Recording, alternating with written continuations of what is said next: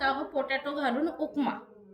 त्यासाठी लागणार आहे साहित्य: पोटॅटो, एक मोठा कांदा, टमाटर, कोथिंबीर, कढीपत्ता, हिरवी मिरची, हिरवे वाटाणे, 1 कप उपमा रवा आणि शेंगदाणे पीनट्स।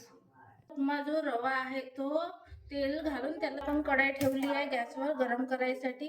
चम्मच तेल लागेल।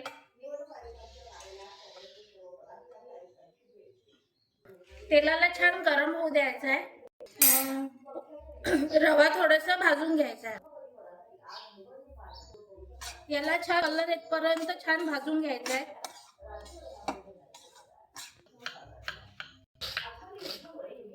आता व्हेजिटेबल आपण कापून घेऊ। व्हेजिटेबल कट होऊन झाले आहे।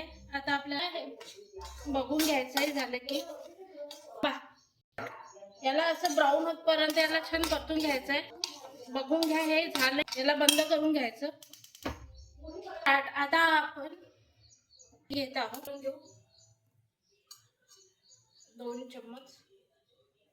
गरम झालाय। आपल्याला हे पीनट जे आहेत शेंगदाणे ते फ्राय करून घ्यायचे। फ्राय झाले, जिरा मोहरी टाकायची आहे। मोहरी घातली, मोहरीला तडतडू द्यायचं आहे।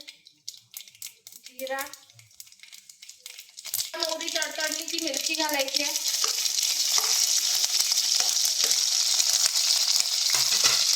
घालायचे आहे।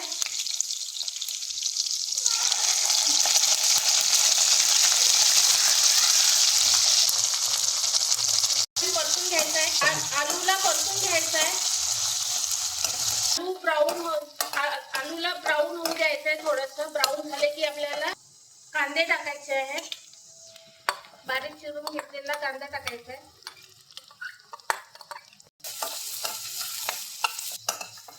छान ब्राऊन होऊ द्यायचं आहे। बघून घ्या कांदे छान झाले आहेत। तर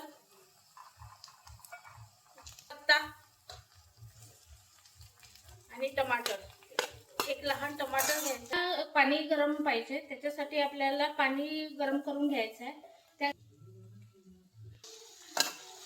टमाटर मऊ झाले आहे। यानंतर आपल्याला बेसिक मसाले टाकायचे आहे।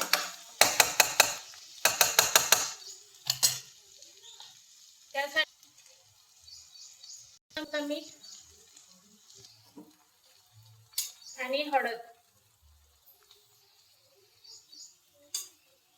अशी साखर घालायची आहे यामध्ये, बिलकुल अर्धा चम्मच।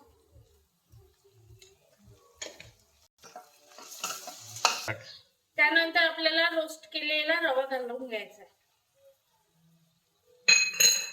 चांगलं एकसारखं मिक्स करून घ्यायचं आहे।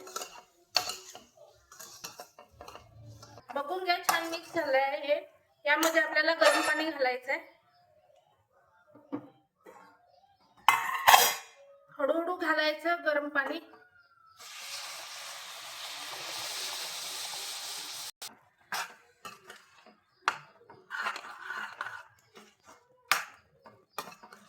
याला मोकळं होईपर्यंत याला शिजवून घ्यायचं आपल्याला।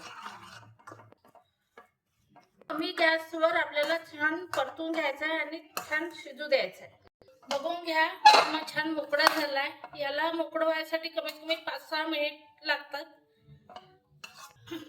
यामध्ये आपल्याला पीनट्स टाकून घ्यायचे जे आपण तळून घेतले आहे। मिक्स करून घेऊया। वरून कोथिंबीर टाकायची। आपला उपमा तयार आहे। पोटॅटो घालून उपमा तयार आहे।